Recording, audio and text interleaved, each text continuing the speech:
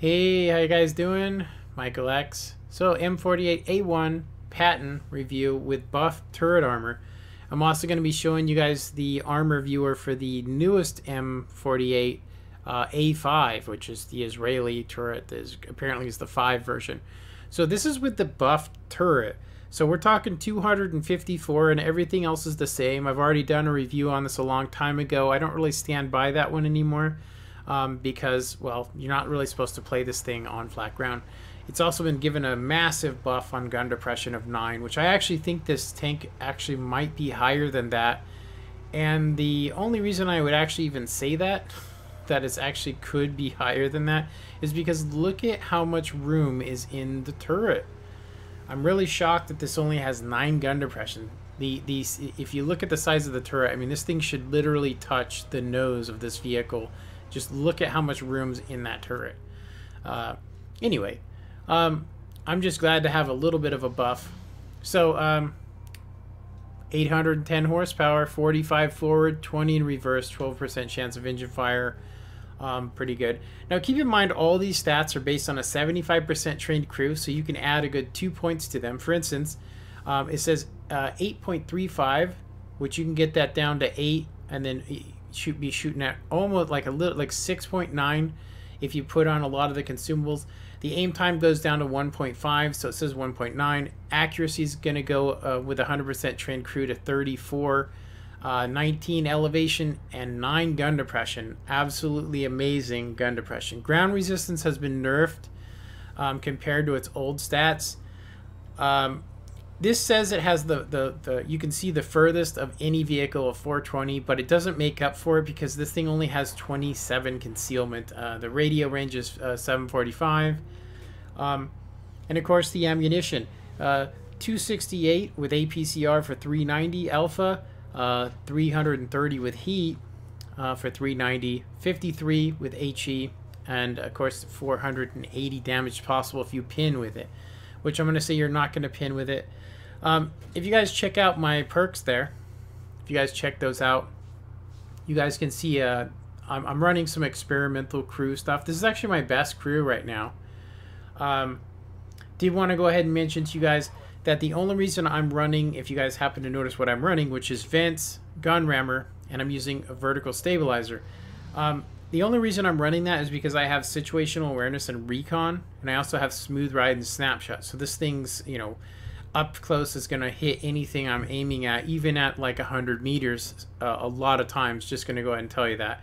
I also have designated target, which is going to keep people lit up, which is going to give me a lot more, you know, assisted damage. So you guys are going to see in this game here, I'm not going to get a lot of that. So this is the Israeli E5 Patton, which is going to be a little bit different. As you guys can see, it has some places that can be pinned with heat, but it really is a thick turret. So the gun mandelet's the one place you don't want to shoot. Everywhere else on this turret, I mean, we're going to get this in the future. I was actually told that, you know, they gave us the armor buff, you know, because it's just a stat thing they had to do. They gave us the armor buff, you know, to give us a taste of it. So I think to make it so people wouldn't be so mad about the E5. But I'm going to go ahead and say that heat can still pin that turret. So I wanted you guys to look here. Did you guys see the bat? Let's check it out again. Have you guys ever seen the bat? There's the bat. I just thought it was kind of strange that I happened to see that, and I thought I'd just add it in as a kick for the Halloween garage. Alright, so this is more of a team game. It's my highest damage earned in this vehicle. Well, I mean recorded damage.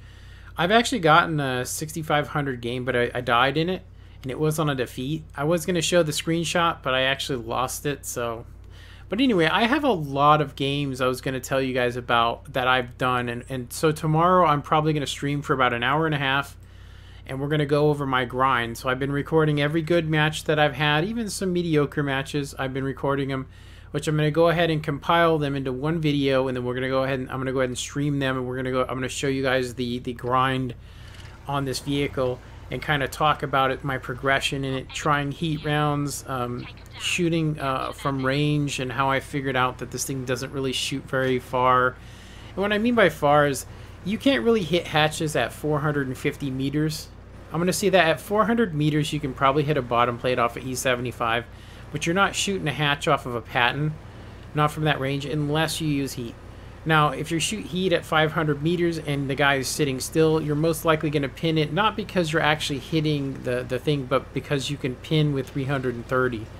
So this isn't a spotting vehicle. I'm just going to repeat it to you guys. It says it has 420 meters of view range, but that's only based on its own camouflage rating, which is only 27. And I want you guys to think about that for a second. So it has the highest view range in the game stock, but if you guys look in this at the end of this game, you guys will see that even though I'm sitting here and I got the first spots on those 4 guys, I'm not getting any credit for, I mean, there's actually heavy tanks that are actually getting more assisted damage than me. And just going to point that out to you guys, that just because it's a Patton and it, you think it might have the best view range, it doesn't mean you're going to be able to spot light tanks. Anything with a higher camouflage rating, even if it has lower field of view, will actually beat you. And I've been in plenty of locations where I get out spotted and I can't even see who's shooting at me. Most of the time it's light tanks though. So this hill right here on this map is, I'm going to say, maybe the tier 10 Swedish tank might actually be able to shoot this ridgeline without getting nailed, but you guys can see here, yeah. So one of the reasons I put vertical stabilizer on this is to help me to shoot on the move at close range. As you guys seen there, that shot I waited till it was about half reticle and I was still able to shoot that. So basically, by trading in, making the armor on the front of the turret a lot thicker, you kind of trade long-range accuracy. So this thing used to be like an absolute laser cannon. I remember I used to just auto-lock guys and fire while driving, and I would just nail them every time. But recently, I've found that this vehicle doesn't have that. It might actually be all mediums, to be honest. I think they kind of nerfed all of them. From what I can tell, the L7's performance, it used to be like, 0.30, and this one's 0.36, so it does have some high DPM though. Just gonna go ahead and put it out there. Has some high DPM.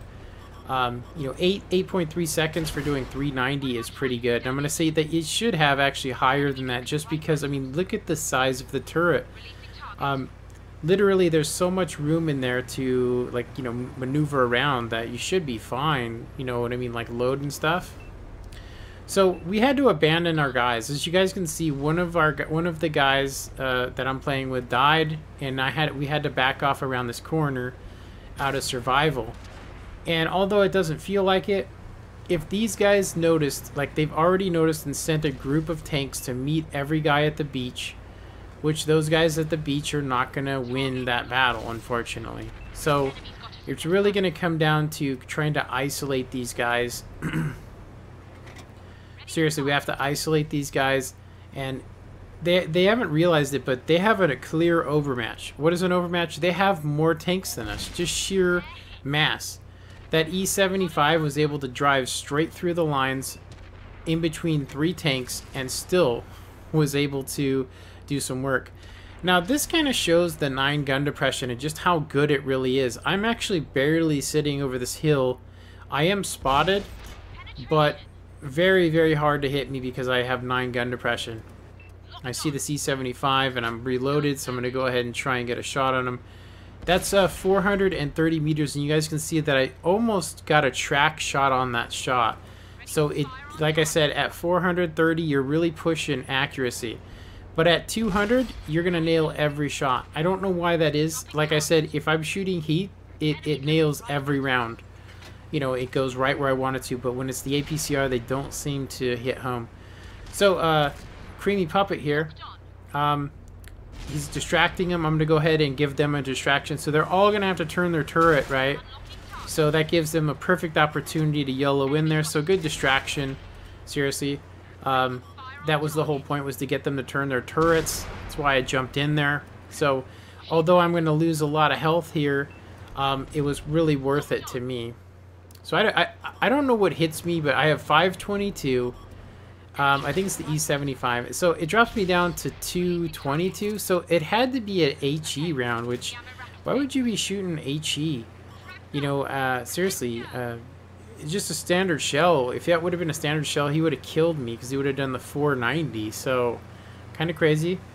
You guys think about that. So me and Creamy Puppet are talking about what we're gonna do to this E4. He's pretty full health. Well, he's half health, but that's like 5 pins for me. Seriously, because I can do 390, and it's a good 5 for him. So I let him know I'm here. I see which way his turret is facing. He's facing me. I see this artillery, and I'm basically talking to Cream Puppet, and I'm like, you know, we're going to have to get this artillery so he doesn't land one on us, catch us on fire or something. And so I see that there's 2 guys over here already, so I decided to go ahead and just E-brake a little bit and get back into the fight here and take out this E4, which is the, I'm going to say, the more threatening target.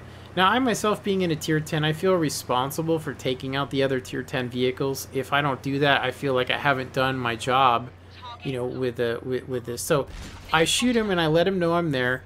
Now I can't see him really. I mean, I can see him by poking up, and I'm basically telling Creamy Puppet, hey, he's looking at me. He's looking at me. I said, are you spotted? Are you spotted? He's like, nope. So he's using the building so he can't see him. But right about here, he gets detected. So I make it look like I'm going to YOLO. And so he starts trying to spin his turret. But because he doesn't have a 360-degree turret, you're going to see that right here when I come by. Yeah. And you guys can see why I switched to heat. If you guys don't know why I switched to heat, it's because I want to guarantee pinning. Now, at the end of a game, if you guys know anything about RNG, when vehicles get down to low health like me, their armor starts acting amazingly well. Seriously. And I don't know why that is. Maybe it's because people are more cautious, but I'm going to say that I bounce a hell of a lot more with 250 health than I ever do with full health. So, there's 2 hefty tank destroyers that basically won this flank. They did. They won the flank. I'm actually talking about it right now. I knocked over some trees to give me some camouflage. Got plenty of gun depression, but they're not going to come up. As you guys can see, they're not coming up there. So what I'm going to go ahead and do, I'm going to go ahead and get over there, keep my heat rounds on, so that I can guarantee that if I shoot that Death Star, I'm not going to bounce it. Which I'm going to go ahead and say that the viewport and the eye ports on it, originally I was going to go down and flank behind them, and I decided to stay with the pack of vehicles. And you can see that somebody goes down YOLOs. Now, I don't know it at this time, but I think that the Death Star might have actually been AFK. Because he's really not doing anything, right? So I probably should, in hindsight, have gone for the dude behind him. But to me, a Death Star is the, you know, he can one-shot anybody in the game. But I'm going to say that that other guy could do it too. So I seen Creamy Puppet come in there for the ram kill, and it doesn't give him the ram kill, unfortunately. And I figure since this guy's not moving, I could go ahead and test that. So I'm gonna go ahead and use this here. I'm gonna go ahead and aim over to the side and shoot a superstructure with the heat, guaranteeing the pin. I couldn't have made that pin normally, and I'm pretty sure that guy was just getting ready to fire on me when I actually looked left and fired that heat round. So, you know, so 2 kills, 570 damage, 16 pins, and I assisted in only 267. So you guys think about that for a second. This has 440, the highest. So unless you have a camouflage net on this vehicle and you're sitting in a bush, which, I mean, as soon as you move, they're going to see you. There's really nothing you can do. So you really have to play this like more like a heavy. I mean, I just assume I'm spotted. I'm just going to tell you that right now. So I set this on a 60-second timer at the end of this. And I wanted to go ahead and just tell you guys, you know, that I really enjoyed this vehicle and getting the mark on it. I probably think I could possibly get a second mark on it, but I don't know if I'm going to try that right now. I actually want to start working on the Leopard 1, which has the same gun depression. Anyway, I hope you guys enjoyed this review. Let me know what you guys think of it in the comments. And of course, if you guys want to see more content like this, please subscribe to my channel and stop in once a week and see what I've uploaded. The notifications have never worked for me on YouTube, so I find it's better. My favorite YouTubers, I just cruise by their channel every once in a while, sign into YouTube and see if they have anything. Anyway, I hope you guys enjoyed this, and have a good one. Later.